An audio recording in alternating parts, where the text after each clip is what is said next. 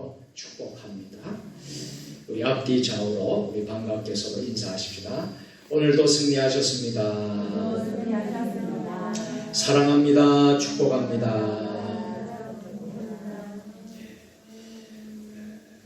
지금 밖에는 많은 비가 지금 내리고 있습니다. 우중에도 여러분들이 비를 다 뚫고 이겨내시고 주님의 성전에 오셨습니다. 너무나 감사하고요. 우리 대한민국 땅이 지금 많이 가물어서요. 우리 농촌 지역에 비가 좀 필요했는데요. 하나님이 그 기도를 들어주셔서 이렇게 또 많은 비를 또 허락해 주신 줄로 믿습니다. 하나님께 감사를 드립니다. 자, 오늘은 잠언 강의 6번째 시간으로 오늘 말씀의 제목은 개미에게서 배우는 지혜입니다. 우리 한번 제목을 같이 해보실까요? 개미에게서 배우는 지혜. 개미에게서 배우는 지혜. 아멘. 은혜로운 오늘 수요 예배 또 될 수 있기를 바랍니다. 지혜로운 사람은 내일을 위해 준비합니다. 자녀들을 가르치는 것도 자녀의 내일을 준비시켜 주는 것입니다. 유비무환이라는 말이 있지요.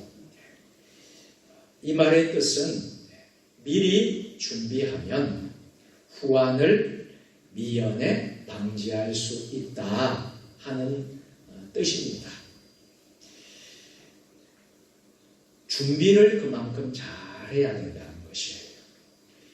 국가는 국가대로, 개인은 개인대로 준비가 된 국가, 준비가 된 개인에게 밝고 영광된 미래가 있는 것입니다.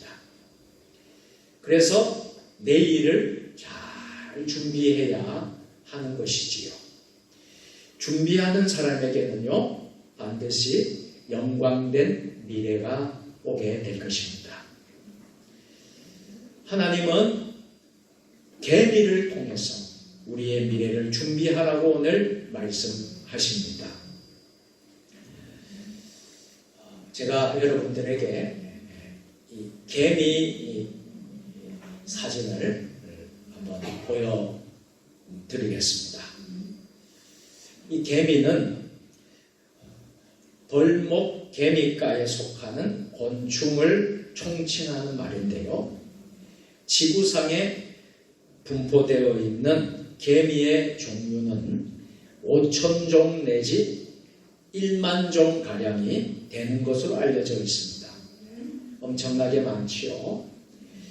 개미에는 수개미가 있고요, 여왕개미가 있고요, 일개미가 있어요. 그래서 이제 3가지의 계급이 있답니다.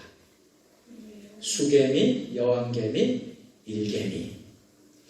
그래서 일개미는요, 수명이 어느 정도 될까요? 보통 2년에서 3년을 산다고 해요. 한 마리의 일개미가 일하는 시간은요, 아침 6시부터 밤 10시까지라고 한답니다. 그러니 개미가 굉장히 일을 많이 해요. 개미의 굴에는 수천 내지 수만 개의 개체가 함께 집단 생활을 하는데요. 일개미는 지도자가 따로 없고 배 끝에 독침 있는 부분에 분비샘에서 나는 페로몬, 이 페로몬이라는 미량의 냄새가 나는 물질로 동료들의 먹이가 있는 곳으로 안내하면서 자연적인 집단 활동을 한다고 합니다.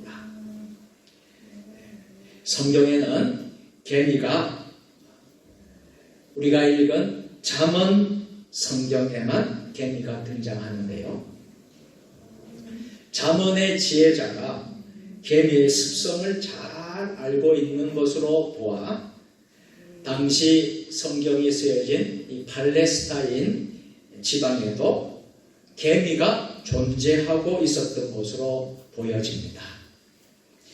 아주 작은 미물에 불과하지만 노동과 함께 자발적인 집단 생활을 하고 공동체를 꾸려나가는 개미를 보면서 지혜자는 어리석은 인간과 대조시키면서 교훈을 베풀고 있는 말씀이 오늘 말씀인 것입니다. 그래서 개미의 모습이 미래를 준비한 우리에게 어떤 교훈을 주고 있습니까? 우리가 개미에서 어떤 교훈을 얻을 수가 있겠습니까?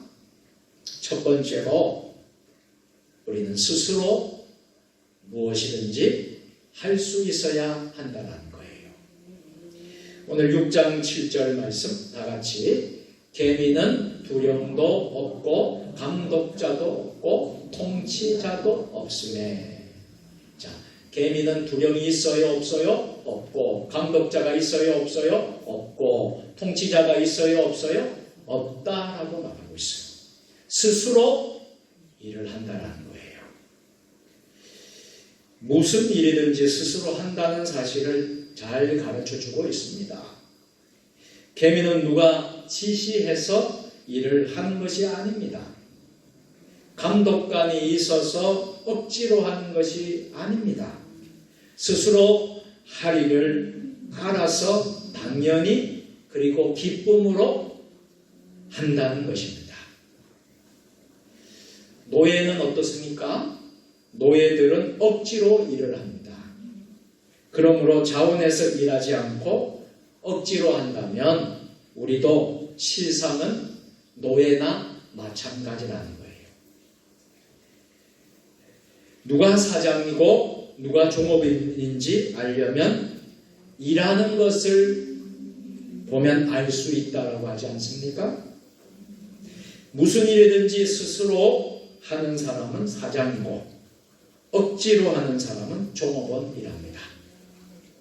같은 일을 하면서도 스스로 하는 사람은 종업원일지라도 그 마음은 이미 사장과 같은 마음이고 사장이 될 수 있는 가능성이 있는 사람입니다.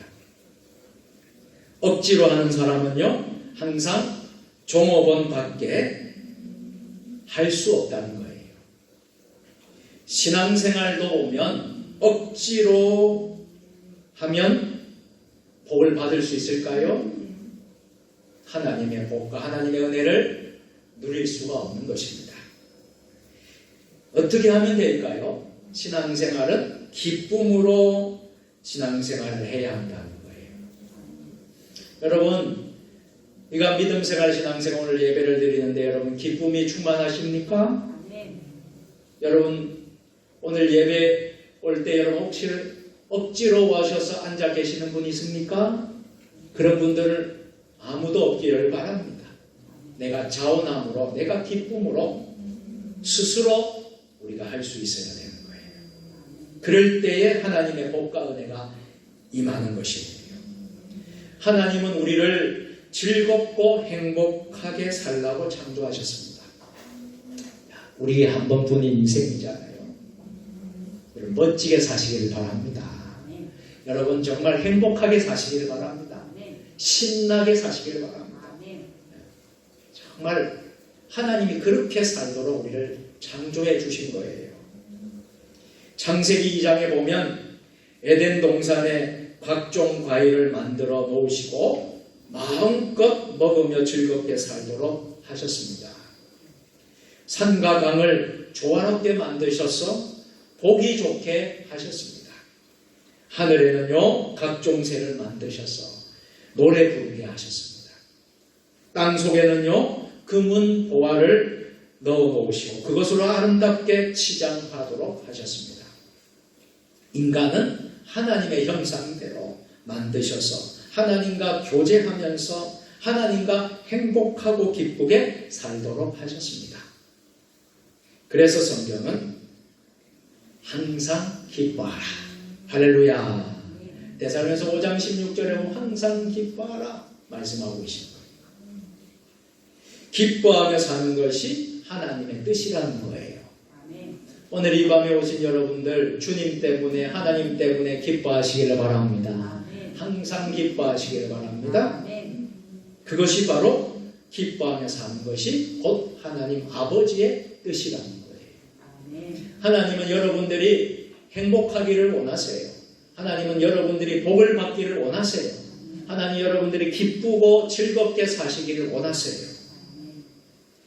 그것이 하나님 아버지의 뜻이기 때문입니다. 그러므로 신앙생활을 스스로 기뻐서 할 수 있기를 바랍니다. 누군가 잘하라고 열심히 하라고 시켜서 할 것이 아니라는 거예요. 개미가 감독관이 없다고 했어요. 지시자가 없어도 개미는 스스로 일을 하듯이 신앙생활도 자응하는 마음으로 기쁨으로 즐거움으로 해야 될 줄로 믿습니다. 두 번째로 우리가 개미에게서 배우는 지혜는 뭐가 있을까요? 두 번째로 우리는 예비해야 된다는 거예요. 한번 따라서 합시다. 예비해야 합니다. 오늘 2절에 보면 6장 8절에 보면 이렇게 되어 있어요. 같이 읽어봅니다. 먹을 것을 여름 동안에 예비하며 추수 때에 양식을 모으느니라. 아멘. 여기에 보면 먹을 것을 미리 여름 동안에 어떻게 한다는 것이죠? 예비한다, 준비한다.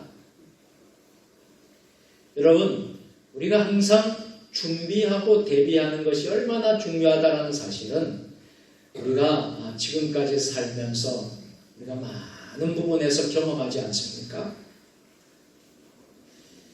일할 수 있을 때에 열심히 일한다는 것이에요. 여러분, 건강하실 때에, 일할 때에 열심히 여러분 일하시길 바랍니다. 내가 몸이 약해지고 아프면요, 하고 싶어도 그 일을 할 수 없는 거예요. 여러분, 이솝우화의 개미와 배짱이 이야기를 잘 아시지요? 이 개미와 배짱이 이야기를 여러분 잘 아실 것입니다. 개미는 여름에 더울 때에 쉬지 않고 겨울을 준비합니다.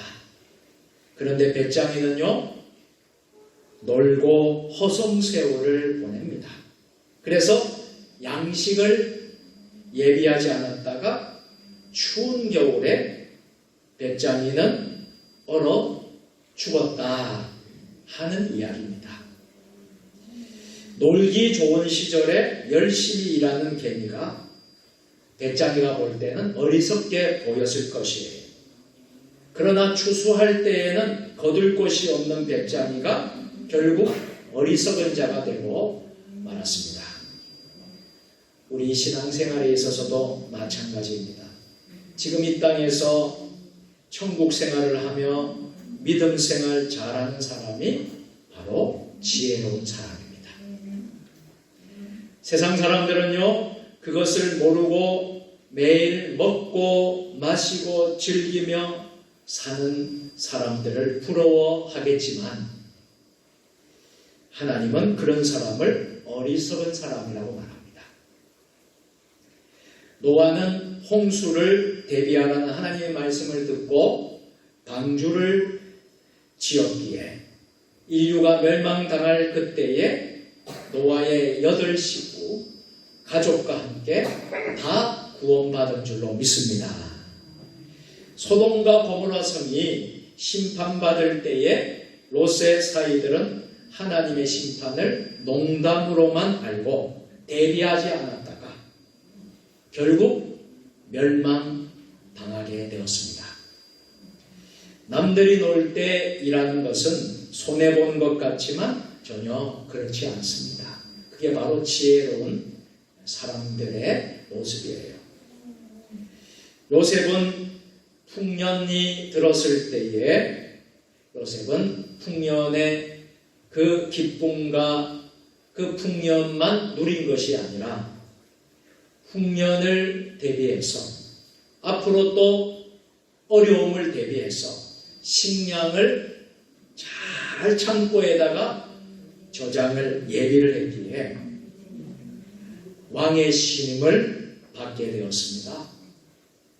그 지혜로 말미암아 결국 애굽의 국무총리가 될 수 있었고, 그리고 부모와 형제를 만나게 되고 신앙의 믿음의 조상과 위인이 될 수 있었던 것입니다. 전도서 3장 1절에 보면 범사가 기한이 있고 천하 만사가 다 때가 있나니 말씀하고 있습니다. 우리의 신앙생활도 기한이 있고 때가 있다는 사실을 우리는 꼭 기억할 수 있어야 합니다. 그래서 사도 바울은 이런 고백과 또 다짐과 또 간증을 한 것을 볼 수 있습니다. 고린도후서 6장 2절 말씀인데요. 우리 다 같이 이르시되 내가 은혜 베풀 때에 너에게 듣고 구원의 날에 너를 도왔다 하셨으니 보라 지금은 은혜 받을 만한 때요 보라 지금은 구원의 날이로다. 아멘. 하나님께서 오죽하면 오늘 저와 여러분에게 개미에게 가서 배우라고 하겠습니까? 이 미물인 개미에게라도 준비하는 지혜를 배워서 신앙생활을 잘 할 수 있기를 주님의 이름으로 축복합니다. 그래서 항상 우리는 준비하는 신앙, 예비하는 신앙, 내일을 내다보고 미래를 준비하고 내일을 준비하는 정말 그 지혜로운 신앙이 필요한 것이에요. 마지막 세 번째로는 우리가 개미에게서 배울 수 있는 지혜가 무엇입니까? 같이 해보실까요? 부지런해야 합니다. 여러분, 우리가 특별히 예수 믿는 사람들은 세상 사람들보다 달라야 될 것은 무엇이냐 하면 부지런해야 될 줄로 믿습니다. 우리는 여러분 세상 일도 해야 되지요. 또 우리는 또 무슨 일도 해야 돼요? 교회 일도 해야 돼요. 그러면 두 가지 이상 일을 우리가 해야 되죠. 세상 사람들은 여러분 교회의 일을 하지 않지 않습니까? 세상 일만 하면 돼요. 근데 우리 교회 다니는 분들은 교회 일도 하고 세상에서도 열심히 살아야 돼요. 그러려면 게으르고 나태하면 될까요? 그러니까 그러면 성공할 수가 없어요. 승리할 수가 없어요. 우리가 부지런해야 될 줄로 믿습니다. 우리가 열심히 부지런해요. 그래서 신앙생활을 신실하게 참 잘하는 우리 교인들 모습을 보면요, 하나같이 공통점이 있어요. 다 부지런해요. 게으르고 나태한 사람은 여러분 신앙생활을 제대로 잘 할 수가 없어요. 오늘 이 자리에 오신 여러분들 다 주님의 이름으로 부지런해서 하나님께 영광 돌리는 여러분 될 수 있기를 축복합니다. 그래서 세상 사람들로부터 인정도 받으시고 칭찬도 받으시고 교회에서 하나님과 주의 종과 성도들에게 칭찬받고 인정받을 수 있는 것은 여러분 매사에 여러분들이 부지런하게 여러분 살아야 된다는 거예요. 그래서 본문 9절에서 11절 말씀을 우리 함께 읽겠습니다. 다 같이 게으른 자여 내가 어느 때까지 누워 있겠느냐 내가 어느 때에 잠이 깨어 일어나겠느냐 좀 더 자자 좀 더 졸자 손을 모으고 좀 더 눕자 하면 내 빈궁이 강도같이 오며 내 몸필이 군사같이 이르리라. 아멘. 여러분 게을러서 잠자다간 어떻게 된다는 것이에요? 가난이 군사같이 온다는 것입니다. 강도같이 찾아온다는 말씀이에요. 여러분 부자가 되고 여러분 정말 경제적으로 직장에서 여러분 또 승진하고 잘 되고 좀 잘하신 분들은요 그만큼 누구보다도 참 부지런하게 성실하게 일을 했기 때문에 그런 결과를 얻게 되는 거예요. 그냥 이루어지는 것이 아닌 줄 믿습니다. 게으른 사람은요, 참 공통점이 잠이 참 많은 것 같아요. 잠은 건강에 필요하다고 하지요. 그래서 어느 TV 광고에 보면 잠이 보약이다. 그렇게 또 잠을 아주 또 굉장히 강조해요. 그래서 잠을 참 잘 자야지 건강할 수 있다. 그렇게 말을 하지 않습니까? 잠은 건강에 필요한 것이지만 지나친 잠은 어떨까요? 사람을 게으르게 만드는 거예요. 사람이 일할 수 있는 것도 참 복된 일입니다. 땀 흘려 보는 것도 참 보람이 있는 일입니다.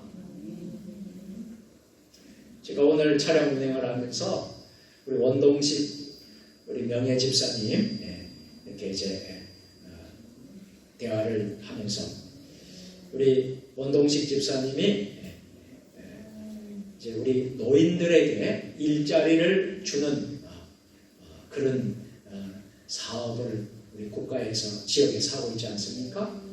그래서 이제 지역에 이제 청소를 하는 일을 하고 있어요.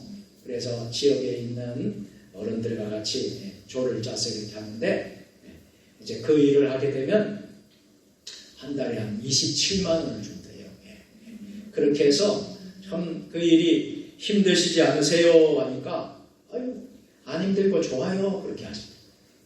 여러분 참 귀하죠, 그죠? 나이가 들어서 그냥 집에 있는 것보다도 이렇게 움직이고 부지런하게 일을 할 수 있다는 게 참 복이지요. 참 감사한 일입니다. 여러분 우리가 건강해서 일을 할 수 있는 거 여러분 하나님의 축복인 줄 믿습니다. 다 여러분 몸이 회복되고 건강할 수 있기를 축원합니다. 여러분 그런데 이런 기회가 있지만 게으르고 나태한 사람이 일을 할 수 있을까요? 못한단 말이죠. 우리 원동식 집사님처럼 부지런해야지 일을 할 수 있는 거예요. 할렐루야. 여러분 선택을 받아서 하는 일 아닙니까? 뽑힘을 받아서 일을 하는 것 아닙니까? 다 한다고 다 하는 게 아니잖아요. 참 그래서 제가 오늘 말씀을 이렇게 준비하면서 참 그렇다. 여러분 우리가 무슨 일을 하든지 여러분 부지런하시기를 바랍니다. 열심을 가지고 최선을 다해서 부지런하게 하시면요 여러분 좋은 일이 분명히 일어나게 되는 것이에요. 땀 흘려 버는 것이 참 보람이 있게 됩니다. 힘 안 들이고 돈을 벌려고 하면 사람들은 곤모술수를 쓰고요 거짓말을 해야 됩니다. 그렇다면 어떻게 될까요? 육체도 병들지만 영원히 황폐하게 되는 것입니다. 많은 사람들이 부동산 투기를 합니다. 또 어떤 사람들은 공짜만 사모하는 사람이 있어요. 공짜로 충만한 사람이 있어요. 그래서 이 복권을 사서 일확천금을 한번 노려봐야 되겠다. 그렇게 하는 사람들도 있어요. 그렇지만요, 여러분, 정당하게 내가 일을 해서 땀 흘려서 버는 돈하고 그렇게 해서 번 돈하고는요, 가치가 다른 것이에요. 여러분, 우리가 정말 열심히 일을 해서 우리가 버는 것이 여러분 성경적인 여러분 노동의 개념인 줄 믿습니다. 열심히 여러분 맡겨진 데서 최선을 다해서 일을 하세요. 그리고 하나님 주신 은혜와 축복을 누리세요.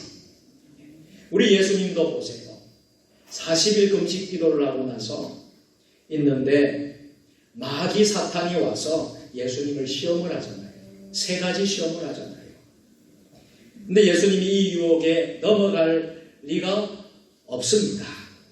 세상 권세를 주겠다. 세상 물질을 주겠다. 그렇게 유혹을 하지만 예수님은 넘어가시지 않으세요. 말씀으로 다 물리치지 않습니까? 일하지 않고 잘 살려고 하지 말라는 것이에요. 그냥 물질 준다? 권세 준다, 재물 준다, 그렇게 받지 말라는 거예요. 일하지 않고 잘 살려고 하는 것은 결국 마귀의 유혹이 그 안에 있다는 것입니다. 부지런한 사람들은 인류의 역사에 수많은 공헌을 해왔습니다. 그리고 성공하는 사람들을 종합하고 연구해보면 다 같이 게으르고 나태한 사람들은 없었어요. 참 열심히 땀 흘리고 노력하고 일하고 최선을 다하고 부지런했던 사람들이 참 다 여러분 인류의 역사에 공헌을 했던 사람들입니다.